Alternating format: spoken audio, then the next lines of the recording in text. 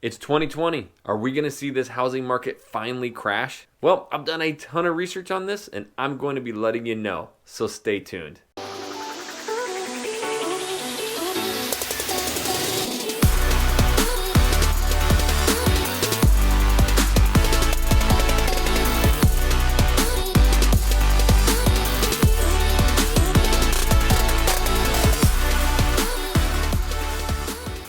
What's up, everybody? This is Jackson Ray Wilkey with the Real Agent Now Group right here in Seattle, Washington. If this is your first time to this channel, you want to learn everything about working, eating, sleeping, living, playing, and the housing market, then start now by subscribing to this channel and tap that little bell so you're notified every time we do a new video. We've had so many reach outs, phone calls, emails, text messages, however you like getting a hold of us, and we absolutely love it. If you're even thinking about moving or relocating anywhere around here, make sure you give us a call, shoot us a text, send us an email, or even send a Seahawk. However you want to get a hold of us, we got your back when moving to Seattle, Washington. All right, so yes, we are getting so many reach outs. We get them all the time, and one of the main questions we get is, what's the housing market doing there?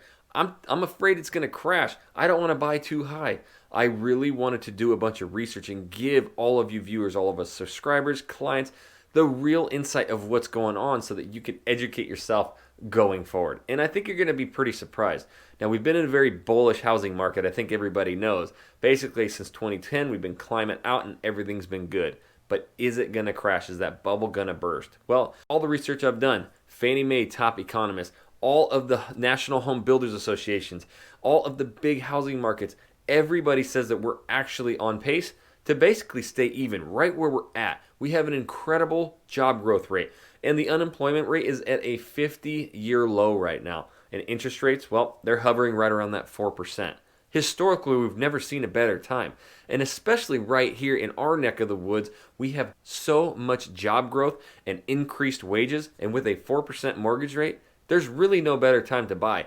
As our rental prices absolutely skyrocket here, that mortgage payment for however long you stay in it will stay the same. So as these rent prices start to really increase because of all the people moving here, you're going to see those rent prices really start to skyrocket, and you'll get behind. As you make more money, it costs more money to live, whereas that mortgage rate's going to stay the same for the longevity of that loan. But where's the big problem? Especially what we're seeing around these areas. Well, people are actually staying in their homes a little bit longer. They're not selling like they used to.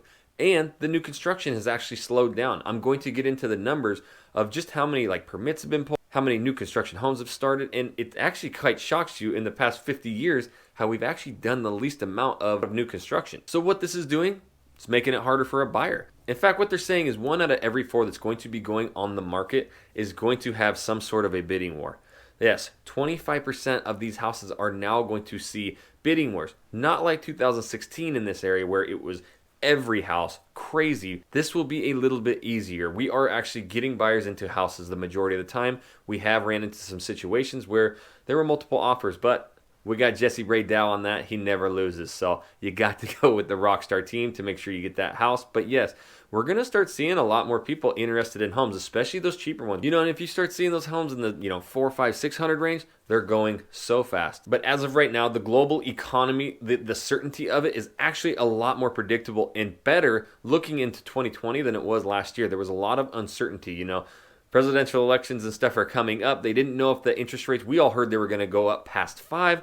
They actually regressed, went down, below 4. We're still hovering around 4 no matter, or depending on where you're pulling that. And that is an incredible, historically low interest rate. And yes, that average rate of the most popular loan that we see, the 30-year fixed, is hovering right around the 4%, sometimes dropping below. Now, I wanted to read something to you because it's an actual quote from Doug Duncan, and he is the Fannie Mae's chief economist. So this is what he's seeing with interest rates in the housing market. And what he said, quote unquote, in our view, residential fixed investments is likely to benefit from ongoing strength in labor markets and consumer spending, in addition to low interest rate environments. As a phase 1 U.S.-China trade deal appears to be in place and the global growth scale seems likely to reverse course and accelerate in 2020. So those are really promising words, and we are seeing this, in our area here. We do have one of the highest job growth rates, very low unemployment. We're seeing so many jobs opening up here, high paying jobs, and that is bringing in a lot of people. And when you talk to the top economists, even ones locally in our market, they're saying the same thing. There's still a lot of room for growth here. And I think the population estimates are through the next decade another 300,000 to 400,000 people. Good Lord. So we have the jobs here now. Are you seeing the job growth too? So that's really interesting. So I'll talk about that. So we sort of think the basis for all demand is job growth, and then that equals population growth. Gotcha. So job growth has slowed significantly in the last 18 months. And what I mean by here or nationally? Here. Okay. And so what I mean by job growth is I don't actually mean the number of available jobs. I mean the number of new people moving into those jobs. And you'll say, well, what's the difference? Well, the difference is we actually have jobs, we just do not have enough people to fill them. A lot of people think there's too many people moving here already, but actually it can sustain quite a bit of growth, and inevitably it's going to happen. So the home prices are going to continue to grow. The interest rates most likely are supposed to stay low, but that is never fixed. We never do know that. It could jump a point, 2 points. Then you're talking 100, maybe a couple hundred, hundreds of dollars more each month on that payment. So sometimes waiting isn't always a blessing, because as we're seeing it here with all of these jobs and people moving here, the home prices are continuing to grow. So with interest rates this low and house pricing going up and this many people moving and buying, I think your investment now is as good as any, if not the best. But according to a lot of the lenders I've talked to and a lot of the documents that I've read, they are thinking that in the 4s, maybe up toward 5% is what we'll see at the end of 2020, but it could really stay down in the low 4s. Now, I wanted to put this into perspective for you buyers out there and just maybe how difficult this is. 25% of these homes could start seeing bidding wars. The top economist, the senior economist for Realtor.com, his name is George Rateau. He actually says that this could be one of the most challenging years for buyers, and it's not because of affordability. We're able to afford these houses and we have such low interest rates.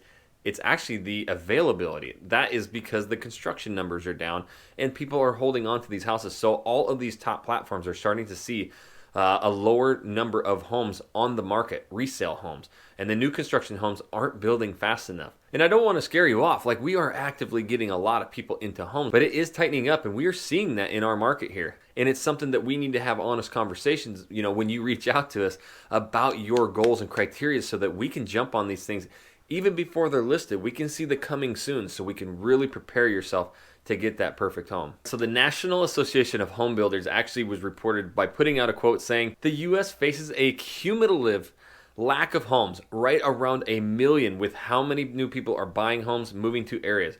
1 million homes shy. Now this is based on household formation growth and replacing a lot of those older homes. Now the senior economist for the National Home Builders, Robert Deitz, he said in comparing the last 6 decades of new construction, there were significant number of underbuilding in the 2010s. This whole decade we just went through with all of this job growth actually saw the lowest amount of new construction. Some of the factors on this, and I used to do a lot of construction back in the day.